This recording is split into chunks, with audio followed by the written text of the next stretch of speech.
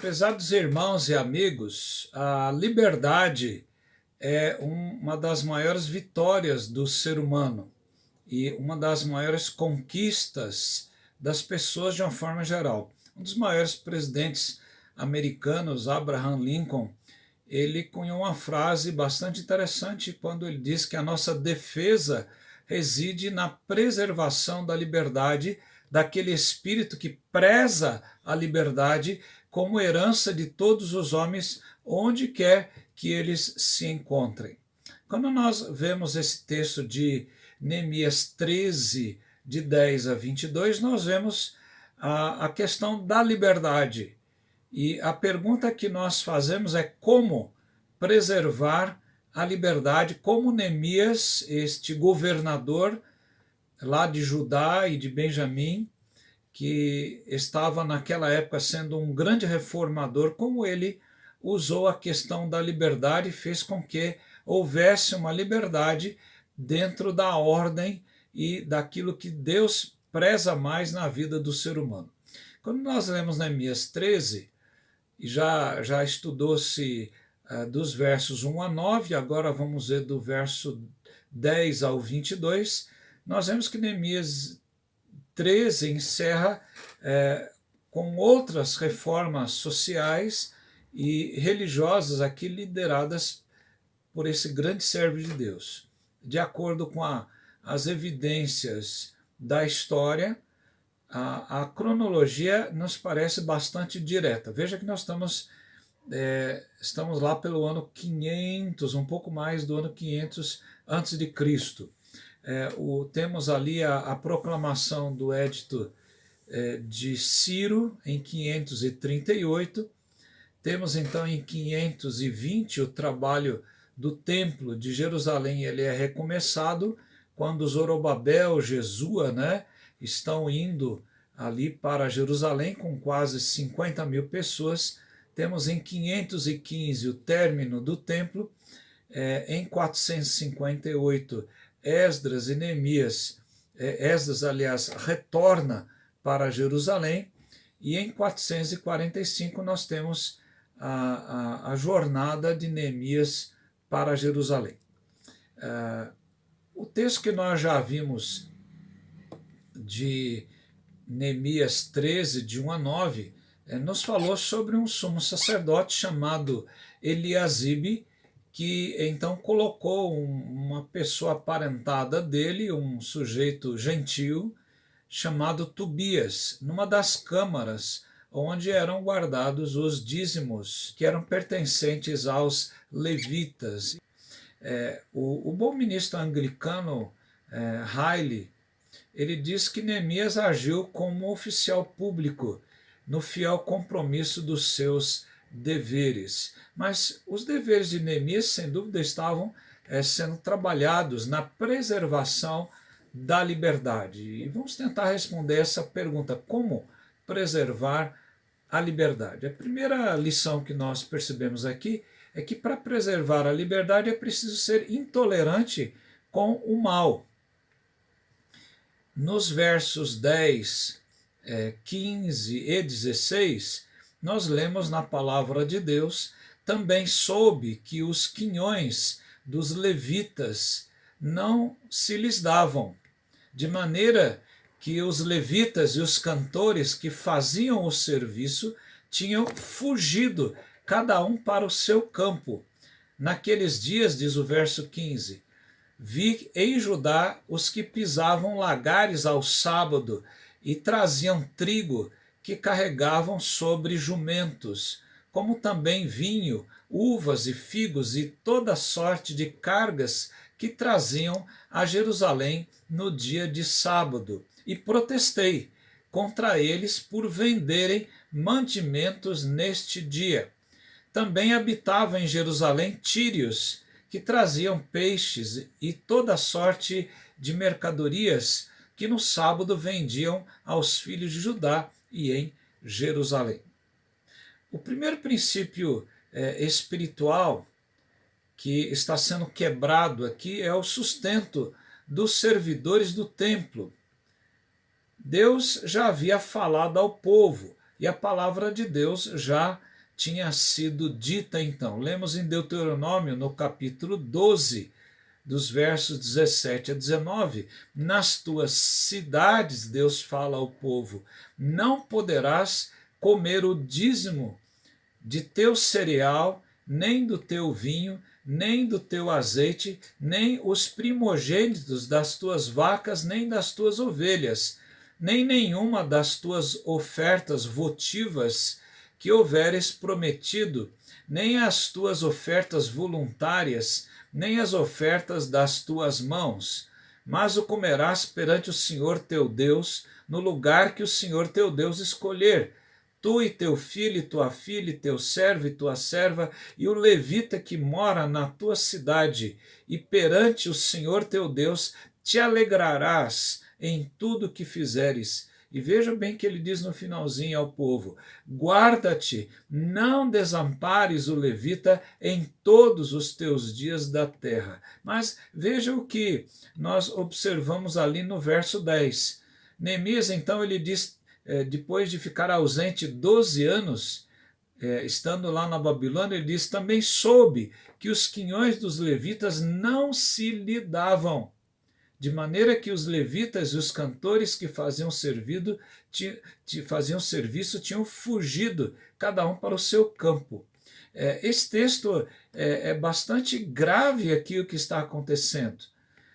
Os levitas, aqueles que eram encarregados, os porteiros, os cantores, os servidores do templo e os próprios sacerdotes, que eram também da tribo de Levi, eles também não podiam exercer o seu serviço no templo, porque eles não recebiam os seus quinhões, não recebiam dos dízimos que eram dados, então estavam lá nas câmaras. Veja que Eliasibe, além de colocar Tobias numa das câmaras, ele então retira o sustento também destes levitas. Então é interessante que essa palavra que é usada aqui, os levitas no verso 10, os levitas tinham fugido, cada um para o seu campo. Essa palavra no termo primeiro hebraico, ele mostra que esse fugir aqui é um fugir com violência.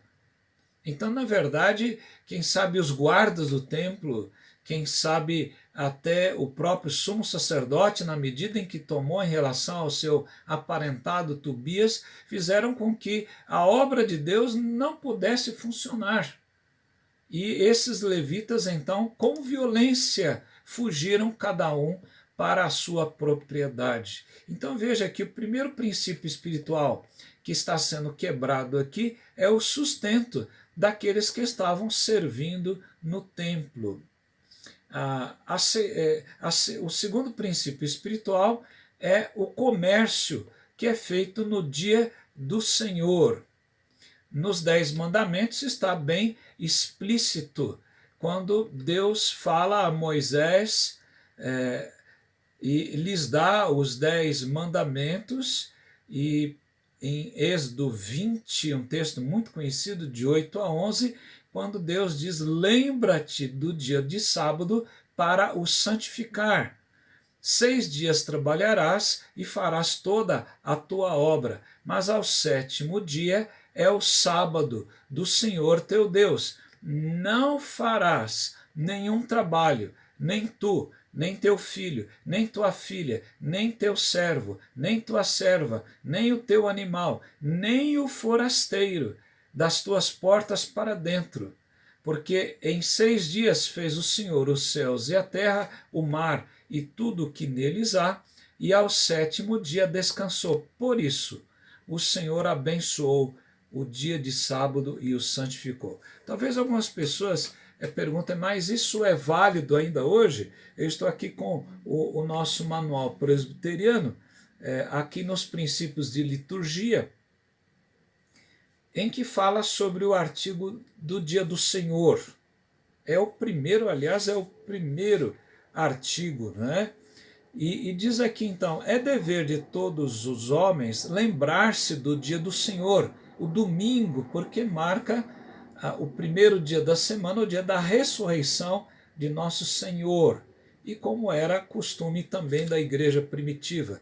É dever de todos os homens lembrar-se do dia do Senhor e preparar-se com antecedência para guardá-lo. Todos os negócios temporais devem ser postos de parte e ordenados de tal sorte que não os impeçam de santificar o domingo de modo requerido nas sagradas Escrituras. O artigo 2 diz: deve-se consagrar esse dia inteiramente ao Senhor, empregando em exercícios espirituais públicos e particulares. É necessário, portanto, que haja em todo esse dia santo repouso de todos os trabalhos que não sejam de absoluta necessidade, abstenção de todas as recreações e outras coisas que, lícitas em outros dias, são impróprios para o dia do Senhor. Então veja que não essa é uma interpretação que a igreja presbiteriana preserva até hoje, quando esse mandamento tem um caráter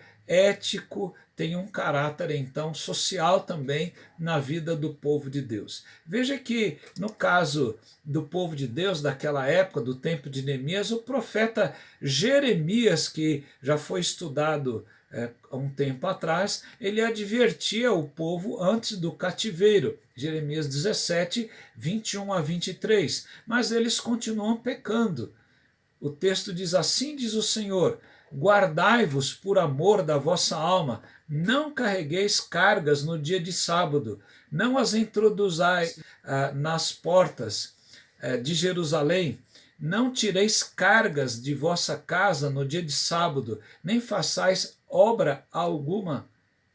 Antes, santificai o dia de sábado, como ordenei a vossos pais, mas não atenderam, nem inclinaram os ouvidos, antes endureceram a cerviz, o pescoço, para não me ouvirem e para não receberem disciplina. E veja que o verso 18, Neemias vai lembrar que esse foi um dos pecados que levou o povo ao cativeiro. E o verso 18 diz: acaso não fizeram vossos pais assim, e não trouxe o nosso Deus todo este grande mal sobre nós e sobre esta cidade, e vós ainda trazeis ainda maior sobre Israel, profanando o sábado. Então veja bem, nós percebemos aqui que não somente o serviço do Senhor foi interrompido, mas também a guarda do dia do sábado então foi quebrada. O povo de Deus, quando segue as questões de Deus, os absolutos de Deus, por exemplo, já está mais provado que o homem que trabalha 7 dias por semana, ele entra num período de estresse. Deus fez o sábado para o homem desfrutar e para ele descansar e para ele glorificar a Deus. Então, quando nós percebemos essa questão de Neemias, na verdade, quando ele protesta, ele não é uma pessoa intolerante, é alguém que está querendo preservar a liberdade do povo de Deus, as próprias pessoas, para que não entrem nesse período de estresse. Então, se você quer preservar a liberdade, seja intolerante com o mal que vem entrando aqui, como o sacerdócio, como a quebra do dia do sábado. A segunda questão, se queremos preservar a liberdade, é tendo a determinação para mudar. Nos versos 11 a 13, o verso 17, Neemias teve essa disposição para mudar. Veja os verbos que estão aqui todos, como estava o verbo aqui, quando ele protesta, né?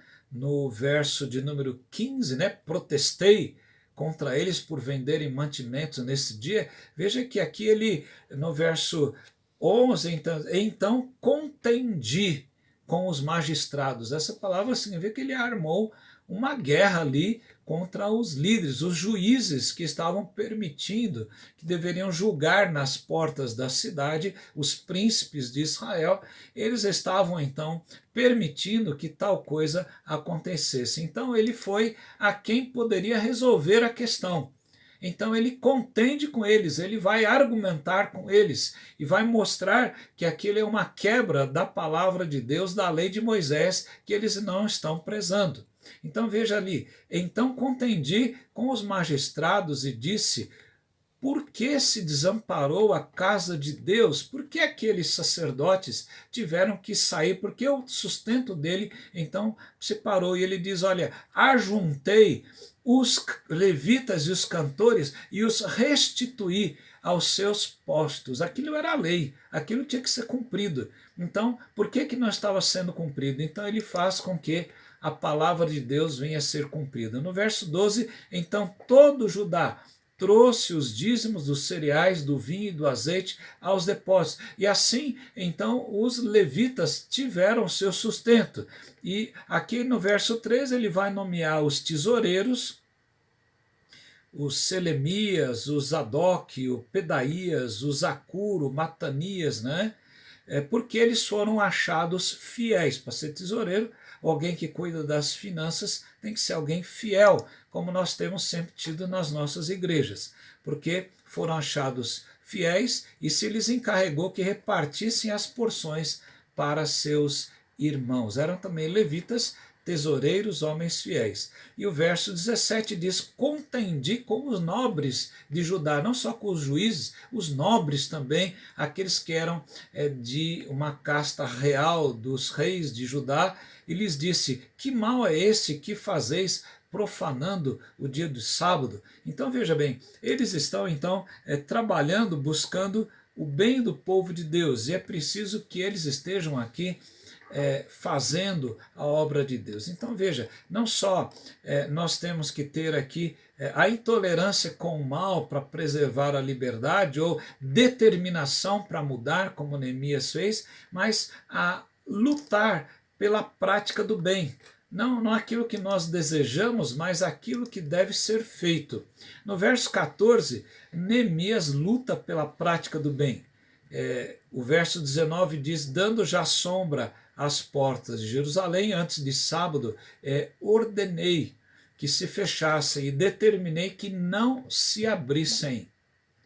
Isso era fechado, então, na sexta-feira, depois do pôr do sol, e só se abriria no sábado, depois do pôr do sol. Então veja, e não se abrissem senão após o sábado. Às portas coloquei alguns dos meus moços, homens de confiança também de Neemias, para que nenhuma carga entrasse no dia de sábado. Então os negociantes e os vendedores de toda sorte de mercadorias pernoitaram do lado de fora de Jerusalém uma ou duas vezes. E ele diz no verso 21, protestei, pois contra eles disse: por que passais a noite defronte do muro? Quer dizer, por que vocês não ficaram nas suas casas confortáveis? Por que vocês tiveram que passar, então, fora do muro e com os portões fechados? Se outra vez o fizerdes, ele os ameaça, lançarei mão de vós. Daí em diante, não tornaram a vir no sábado. Veja aqui a determinação de Neemias quando ele luta pela prática do bem. Não só ele coíbe teoricamente tudo, coloca o sacerdote no seu lugar, conversa com os juízes, com os nobres, então ele coloca tudo a pratos limpos. E o verso 22, a segunda parte, diz: também mandei aos levitas que se purificassem e viessem guardar as portas para santificar o dia de sábado. Então veja bem, eles estavam aqui preservando. Como é que nós aplicamos essa mensagem aqui tríplice desse texto? Como preservar a liberdade? Sendo intolerante com o mal, tendo determinação para mudar e lutando pela prática do bem. Como preservar essa liberdade? Na verdade, nós temos que travar uma grande guerra contra o mal. A nossa luta é contra o mal, não é contra as pessoas. Efésios, no capítulo de número 6, no verso 12, diz que nossa luta não é contra a carne e sangue, sim contra os principados e as potestades do mal. Então nós temos que perceber que essa é a guerra, essa natureza, não é contra pessoas, não. alguém que nós não gostamos, não é isso, não é questão de gostar ou não gostar. A questão é de colocar os princípios em prática da palavra de Deus. Então veja, na luta contra o mal e na preservação da liberdade, nós temos que crer que o Senhor estará à frente da nossa batalha. E é por isso que Neemias ele orava ao Senhor por 2 vezes, quando ele fala acerca do sacerdócio e acerca do sábado, ele diz, lembra-te de mim, no verso 14, e aqui também no verso 22, na segunda parte. No verso 14 ele diz, por isto, Deus meu, lembra-te de mim e não apagues as beneficências que eu fiz à casa de meu Deus e para o seu serviço. Então a ideia, quer dizer, Senhor, não te esqueças do que está sendo feito pela tua obra, me dá forças, me dá que esse projeto possa ser cumprido. No verso 22 ele diz, também nisto, Deus meu, a respeito do sábado, lembra-te de mim e perdoa-me segundo a abundância da tua misericórdia. Talvez ele tivesse pecado, tivesse cometido algum excesso em fazer com que a palavra de Deus fosse cumprida. Então ele diz, Senhor, perdoa-me segundo a abundância da tua misericórdia. Então, se você quer preservar a liberdade, creia na suficiência de Deus. Nós podemos aplicar essa mensagem, primeiramente, crendo nisso. Em segundo lugar, nós temos que aprender a vencer o mal com o bem, não é com o mal. Nós não estamos na lei do talião mais, olho por olho, dente por dente, mão por mão, pé por pé. Veja alguns textos que nos ensinam e nos encorajam a cumprir a palavra de Deus. Lembra-se das palavras de Nosso Senhor lá em Lucas, no capítulo 6, nos versos 27 e no verso 33.